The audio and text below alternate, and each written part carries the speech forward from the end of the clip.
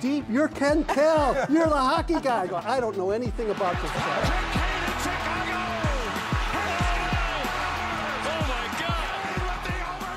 This is The Conversation Line, presented by Fieger Law.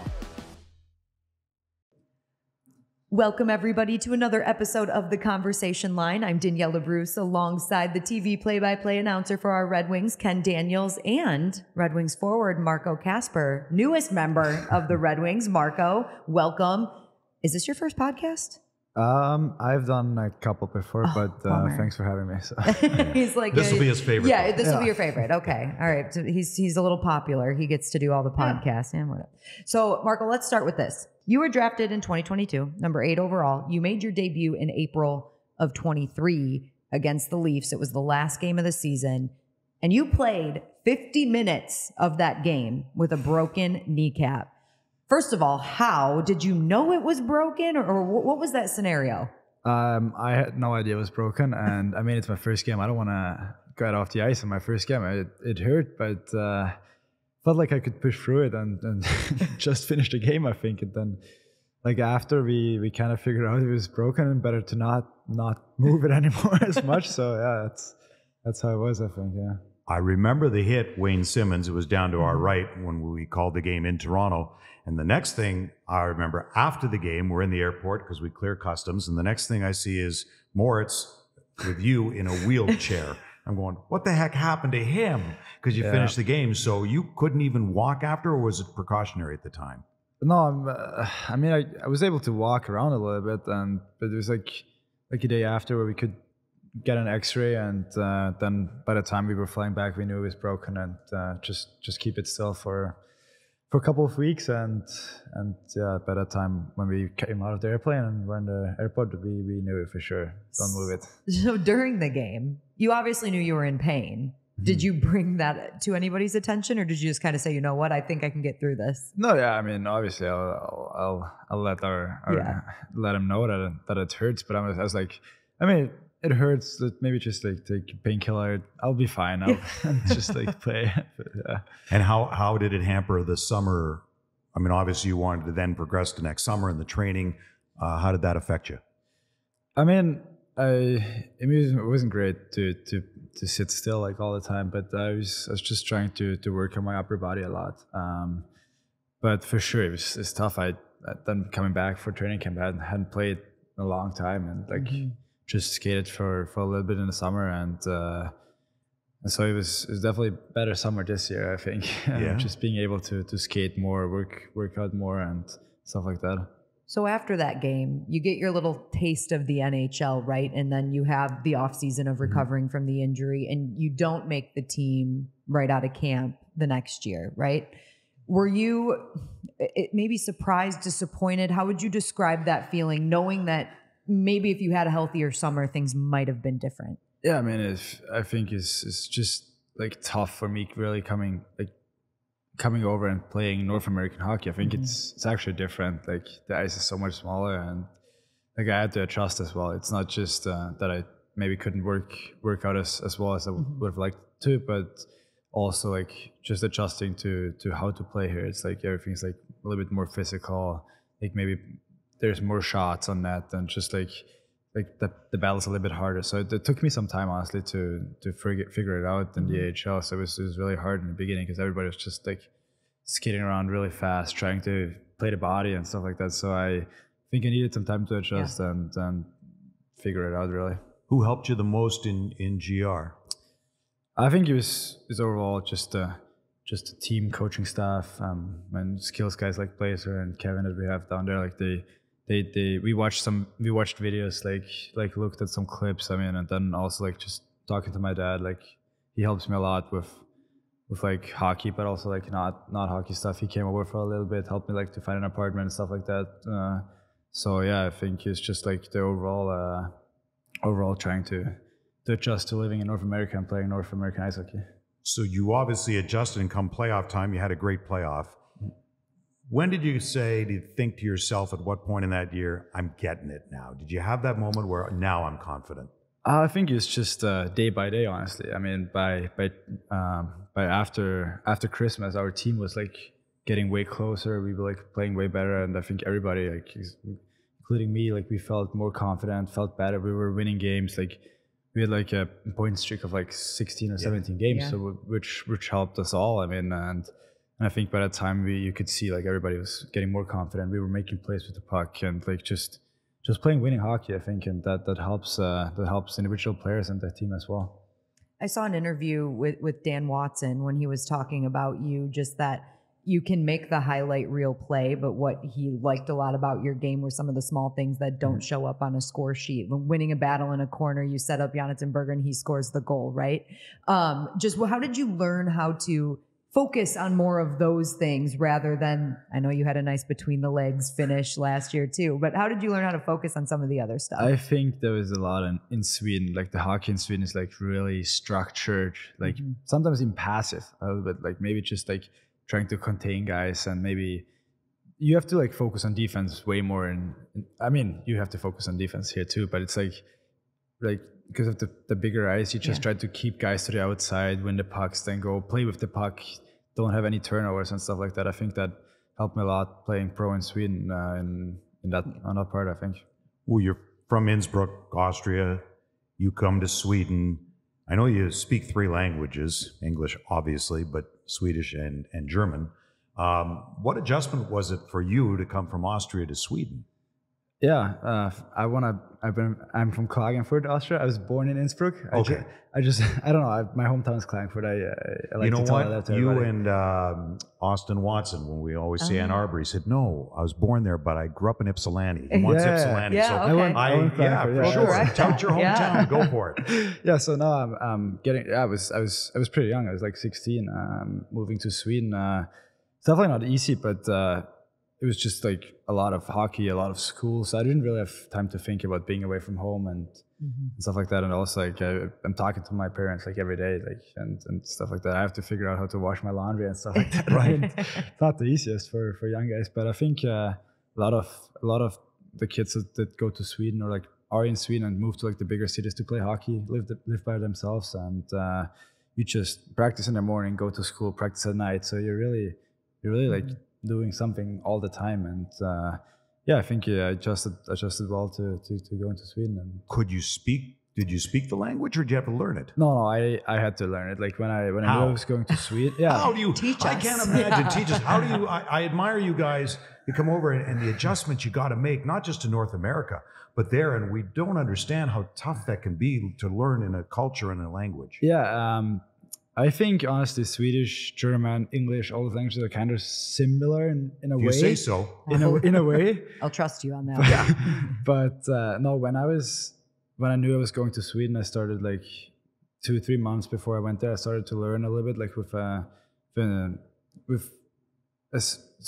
woman from Sweden, but she lived in Klagenfurt, so she's helped like 2 other hockey players learn it as well. So she taught me some Swedish, and when I got up there, I went to school in the beginning. I was speaking English and to the teachers, but I was like try to talk Swedish to me, and there was some weird stuff coming from me as well, like just saying wrong stuff in Swedish. So the classmates had some fun with me as well. But by Christmas, I was able to like pretty much understand everything. I mean, and it for sure helped, like going to school every day and like everybody talking to me in Swedish and some will learn the language by watching television shows. I've heard that. Did you watch Friends or something, or TV shows where you could figure out what? Or no? I was sometimes I tried to like have Swedish subtitles on certain movies or like shows, but I think mostly helped me with just like my friends speaking to me, teachers speaking to me, doing like schoolwork, homework, stuff like that. So when you have conversations with Simon or Bergie, do you guys speak Swedish? Or okay. Yeah, and Mo German. Mo German, but I get like a special dialect. Like he talks like German, and I'm from Austria, so my accent and like dialect is like sometimes I shorten words and something like that. So I have to like speak a little bit slower so he understands me. he's like, you're German. It doesn't sound good. I'm like, well, that's how I talk. But I can try to talk like slower. You're just telling him, I'm like, no, your German doesn't sound good. That's right. The thing is, he's talking like how you write. So like, he's talking the right German pretty much. So. Right. So we talked about some of the adjustment you had to make moving from Austria to Sweden. And we always talk with the young players about moving over to North America, the adjustment to not only playing on the ice, but to living here. Yeah. Did you feel like being away from home at a young age kind of helped you and prepared you for what you were going to experience here? Yeah, I think I was used to being by myself by the time I came here, but I think a big adjustment, like everything's huge in the US. Like everything's bigger. Like the cars are bigger. You have to drive everywhere. I was using my bike like just to go to practice, go to school in Sweden. Like it's a small town, and then I come here to the US, and you have to like get a car to be able to like drive to the supermarket or something and get everything. I think, but like just I was used to being by myself, so yeah. You have to learn what the Michigan left is. Yeah, that is just. No, I was going to ask that. Did you get your license right away when you moved over here? I'm still using my Swedish license. Oh, okay. It's okay. Yeah, but we won't tell anyone. I know the rules. Now. So when you came over, who were your first roommates? Did you live with anybody? I live by myself. Yeah. Do you prefer that? Yes, because I was used to it. Just like living by myself from 16 years old on.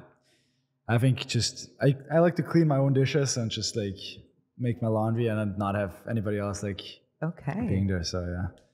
When you went into the interview, and obviously the Red Wings speak to you before the draft, taken 8th, and I know at the time Steve said your skill is much underrated, etc. Is there a strange question you remember, or other teams who interviewed you?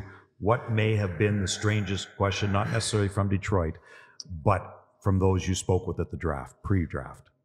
I don't know. There's been a bunch of interesting questions. Maybe I don't Weren't know. there though? Yeah. There's like some ask like, what animal would you be, or like, are you like to smoke weed or something? Like, you would think like, you're like, man, I got to be very careful how I answer these ones. But still, like, they just ask stuff like that. So yeah. What animal would you be?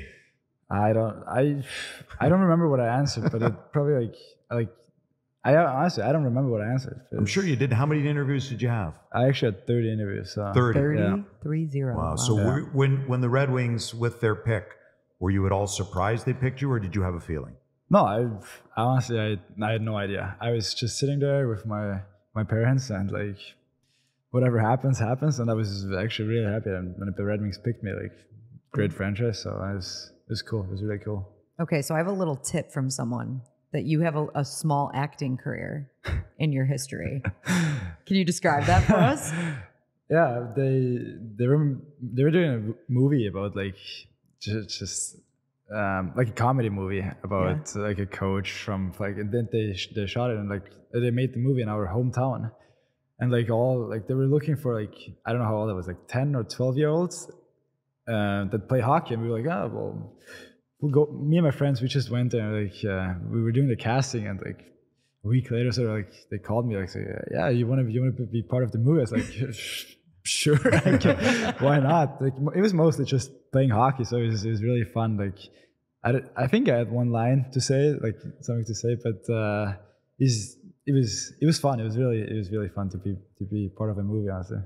Were you a good player growing up with your age group as you progressed? Were you always among the best?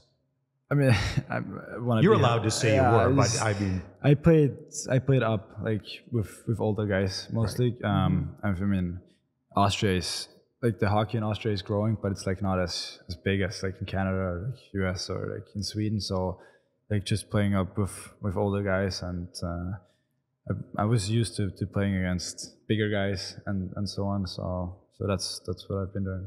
Who's your idol? It's always a tough question. I don't know. It's like there's like a bunch of guys I watched in the NHL like when I was growing up. It was like, I mean, Taves, Kane, for sure. They were good. I like to watch Datsuk too. Yeah, we all like that. Oh yeah. I mean, still also Crosby. It's like those guys, like in my age group, that watched those guys when we were growing up, I think. So was there an aha moment? Like you walk in, you're in the room with Patrick Kane. I mean, did you ever have an aha moment in the league beyond being in your first game or think, wow? Yeah, I mean, it's pretty cool, like, to be on the same ice as Patrick Kane. Like, when he's just like candleless and like throwing backhand sauce across the ice and something. It's like, oh, he's pretty good at hockey. That's awesome. Yeah. I think Lucas Raymond said the same thing too, that he grew up watching Patrick Kane. He almost didn't want to admit it to us that he idolized Patrick Kane at some point. Doesn't want to admit to Patrick either, going to make him feel older. Yeah. I also got my tip that you're a pretty darn good chess player. Ooh. How did that come about? I haven't played in a while now. I think my last year in Sweden, we started to play a lot on this, like, the chess.com app, and we were like on bus trips, we were playing all the time. I'm not really good. I'm okay, but I haven't played in a while now, so maybe you should play again. If Igor Larionov ever comes to town, it was his thing on the road all the time. Carried a little chessboard with him. Mind you, Igor would pack on an 8-day trip and just carry a toiletry bag. In his that would chest. be it. That would be it. 8 days. He goes, everything's at the ring. That's all he carried. But Igor always loved chess. Like, does it help you or moving? I'd like see things when you're on the ice. Yeah, I think we started doing it because we were tired of watching like Instagram reels or like TikToks. We were like, maybe just try to play some chess, like, better for stimulate your brain a little bit. But it kind of got out of hand because, like, we were laying in bed at night and like thinking about the next chess move. It was like too much, so we like went back a little bit and like the chess. That's the maturity. Someone his age in the chess and get away from the other stuff. On social. Let me ask you this. Do you think of hockey that way? Like, you're going to bed, you're thinking of your next chess move. Do you ever go to bed and you're like, I should have done this, or I could have done this, or this is going to be my next move? Oh yeah. Like, there's always like something you think about. Like, it's easy just going to bed and like thinking about the game you just played, and then you can't sleep. Then it's 2:00 in the morning. It's like, it's hard to, like, after games, cool down and like just try to clear your mind. So when Steve said your skill was underrated when they selected you, and obviously that, as we say, the 200-foot game, both ends of the ice, and your compete level, did you think that people were underestimating your skill at the time too? Yeah, I mean, I'm trying not to like listen too much of what other people think. I think it's just like I care about my teammates, about the team that we have, about like what I think, what my parents think. So it's like I'm really just trying to focus on myself. I mean, improving every day. That's really what I'm trying to do. And if it's skill wise, if it's skating wise, like quickness, stuff like that, it's just like trying to work every day. Are your parents staying up late every game to watch it live, or they wait for the call? Yeah, my dad's watching every game. I mean, the 1:00 starts over here, perfect. So like my whole family can watch it. But like, Right. I got 2 younger sisters. They're going to school, so they're not staying up to watch until like 3 a.m. So Can they just record it, watch it the next day if they want to? I think you can on the NHL app. You might be able to rewatch some games. I think, but you also get, if they want to watch it, like, you always get your shift sent to you, so you can. Right. That's great. To watch that. With the NHL, so now that you've kind of been here, and it really does look like you're solidifying that you should be in the NHL. The coaches have so much trust in you through this first stretch of games that you're playing. You're in all situations. You're in big kills. You're in big 6-on-5 situations. What really helped you get to the point where you think you're comfortable and that you can excel in all of these types of situations? I think the year last year helped for sure. I mean, getting to the playoffs where the games really matter, and being out there and killing penalties, playing on a power play and stuff like that. I think it helped. I mean, this is like, it's obviously harder to play in the NHL and make those make the right plays in the NHL and stuff like that. But I think it for sure helped playing meaningful games last year down the stretch in playoffs, and just getting ready for those moments, I think. I've asked a lot of guys. Actually, I've never asked you. The number 92, was it just given, or is there a reason? That was my first development camp. I had 92, and before I played my first game, Paulie called me. He's like, "You got 92. You like that number?" I was like, "Yeah, sure. I actually like it. It's a nice number." I was like, "Yeah, it looks good. It does look good." Yeah, and it's also like, at that point, you're probably like, if it's on the back of an NHL jersey, I'm not really picky about what number you're gonna put on. You can make it your own. At least it's not 97. That might be a tougher one to cart around there. But 92 is a good number. Since some want to change, some do, I like it. Yeah, and I do. Yeah, it worked well. Okay, so you didn't have a roommate in Grand Rapids. You don't have a roommate here in Detroit either then? No, my girlfriend is over here. Oh, okay, so she's with you here. That's great. Yeah, it's really good. Who's the better cook? I'm better at making steaks and chicken because she's vegetarian. So I'm better at that, Does she make you vegetarian meals? Do you get? Are you in on that? Yeah. I like that. Like, but she'll cook like vegetables, like the pasta or whatever, and I'll make some steak or like chicken or salmon, and got a meal. You eat healthy. Yeah, I'll try to eat. No junk food. No candy. Chocolate. No. Dark chocolate though. I really you like have dark to have chocolate. a cheat meal. That like if you're allowing yourself one cheat meal. What is it? I love pancakes, but like made the European way, so like more like the crepes or whatever it's called. Yep, crepes. Yeah, crepes. Yeah, I love that with maybe some ice cream, some chocolate over it. So. Wow. Yeah. Well done. Yeah, I've actually, I've never had crepes, which is a really weird fun fact about me. But every time I go to order, like I'll think about it, and then I'm like, but I'd rather have like actual pancakes or a waffle, or I've never had crepes. Well, you're gonna have. To and I've tried. I've eaten pretty much everything. Well, next time you're cooking, make an extra one for her. Yes, bring it in for me. Do you think you can do that? Maybe. Yeah, we'll give you a little a review. We can do it on the podcast. A little crepe review. Right. That's awesome. Well, Marco, we appreciate you taking the time to join us. It's been great to catch up with you. A lot of fun. Thank you. Thank you. Thank you.